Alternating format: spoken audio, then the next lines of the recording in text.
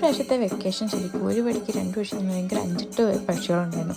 ഒരു 5 കല്യാണം, ഉത്സവം, വിഷു അങ്ങനെയൊക്കെ. അനിയത്തിയുടെ കല്യാണം പ്രമാണിച്ചപ്പോഴെങ്കിലും ഇതെല്ലാം നടന്നു കേട്ടോ. പക്ഷേ പൊന്നൂട്ടിന് ഉത്സവത്തിന് വന്ന് ഭയങ്കര വഴക്കായിരുന്നു. അവന് പല്ലുവേദന ഉണ്ടായിരുന്നു, കൂടാണ്ട് ഈ ബഹളവും ഒച്ചയും ഉറക്കം ശരിയാക്കുന്നതിൻ്റെയൊക്കെ ഉണ്ടായിരുന്നു. ഞാൻ ജനിച്ചു വന്ന നാട്ടിൽ ഞങ്ങളുടെ ദേവീറമ്പലത്തിലെ ഉത്സവമായിരുന്നു കേട്ടോ.